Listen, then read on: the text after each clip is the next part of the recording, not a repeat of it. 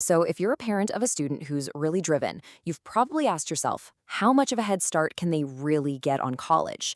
Today, we're diving into a pretty ambitious idea, earning a full 60 college credits before even graduating high school. Yeah, that's basically an entire associate's degree. We've taken the source material and boiled it down into a strategic roadmap, just for parents like you to show how this can actually be done. All right, let's just get right to the big question, the one on everyone's mind. Can a high school student really walk across that graduation stage with 2 years of college already in the bag? I mean, it sounds almost too good to be true, doesn't it? Just think about the savings in both time and money. But is it just a dream, or is it actually doable? Well, the short answer, according to our source material, is yes. But, and this is a really big but, it is not going to be a walk in the park. This isn't something you can just stumble into. It demands a super specific, thought-out plan, really strong AP exam scores, and a student who's genuinely ready for college-level work, while they're still in high school. Okay, so what does this very specific plan actually look like? Well, we're about to lay out the entire 4-year blueprint. This is the step-by-step guide that shows exactly how a student can strategically navigate their high school years to hit this goal. You might want to grab something to take notes. Okay, here it is, the whole 4-year plan in one shot. I know, looking at it all at once can feel a little overwhelming. But don't worry, we're going to break this down year by year so you can see exactly how all these pieces fit together. Everything kicks off in freshman year. The key here is building a super strong foundation with pre-AP classes. But for those students who are really ready to go, the plan suggests jumping right into AP courses like human geography or Spanish language. Why so early? Well, it's all about building momentum. Getting those early college-level wins really boosts confidence for the tough years ahead. All right, sophomore year. This is where we start to ramp things up. We're adding more AP courses, like World History and AP Physics 1. And this is where it gets really exciting. We start introducing the possibility of dual credit courses. If you're not familiar, these are actual college classes, but they're taught at the high school. It's a total game changer, because your student can start earning college credit without ever stepping foot on a college campus. Now, junior year is when this plan really shifts into high gear.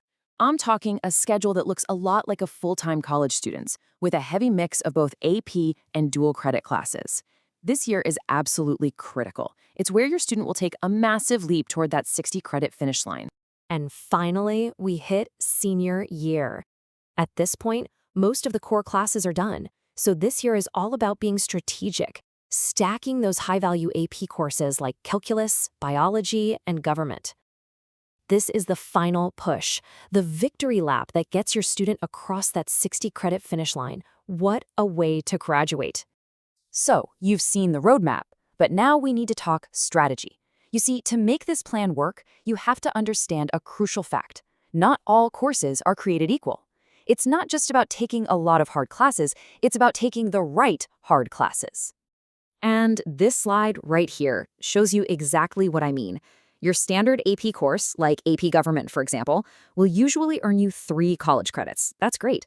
But some of these higher value courses, like a science class with a lab, could earn you 4, 6, or sometimes even more credits. You're getting double the value for that one spot in their schedule.